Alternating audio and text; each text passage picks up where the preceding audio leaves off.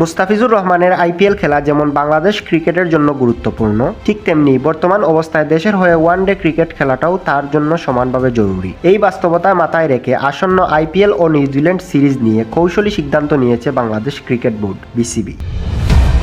আগামী এপ্রিল মাসে নিউজিল্যান্ডের বিপক্ষে বাংলাদেশে শুরু হবে সীমিত ওভারের সিরিজ। একই সময়ে ভারতে চলবে আইপিএল। এই সংঘর্ষপূর্ণ সূচির মাঝেই বিসিবি সমাধান খুঁজেছে বুদ্ধিমত্তার সঙ্গে। সিদ্ধান্ত অনুযায়ী নিউজিল্যান্ডের বিপক্ষে টি-20 সিরিজে থাকবেন না মুস্তাফিজুর রহমান, তবে গুরুত্বপূর্ণ 3 ম্যাচ ওয়ানডে সিরিজ খেলতে 8 দিনের জন্য দেশে ফিরবেন এই বাঁহাতি পেসার।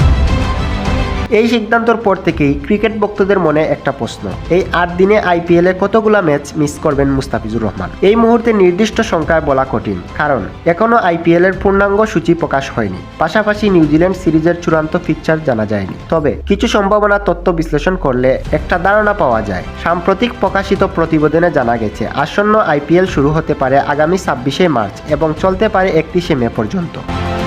অন্যদিকে নির্ভরযোগ্য সূত্রে জানা যাচ্ছে বাংলাদেশ ও নিউজিল্যান্ড ওয়ানডে সিরিজ হতে পারে এপ্রিলের মাঝামাঝি।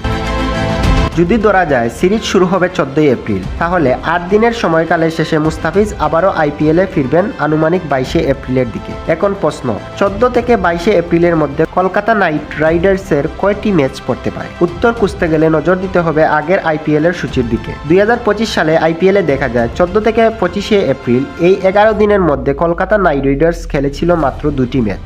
একটি 15 এপ্রিল পাঞ্জাব কিংসের বিপক্ষে, আরেকটি 21শে এপ্রিল গুজরাট টাইটান্সের বিপক্ষে। যদি আসন্ন আইপিএল এর মাঝ এপ্রিলের সূচি একই রকম হয়, তাহলে মুস্তাফিজুর সর্বোচ্চ 1 থেকে 2টি ম্যাচ মিস করতে পারেন। যদিও নতুন সূচিতে ম্যাচের সংখ্যা বাড়তেও পারে, সে নিশ্চয়তা এখন দেওয়া যাচ্ছে না। আরেকটি বিষয় মাথায় রাখতে হবে, বিদেশি কোটায় মুস্তাফিজ সব ম্যাচে একাদশে থাকবেন কিনা সেটাও পুরোপুরি নিশ্চিত নয়। তবে একটু নিশ্চিত করে বলাই যায়, বর্তমান ফর্ম ও অভিজ্ঞতার কারণে মুস্তাফিজুর রহমান কলকাতা নাইট রাইডার্সের প্রধান তালিকায় একেবারে শুরুর দিকেই থাকতে পারেন।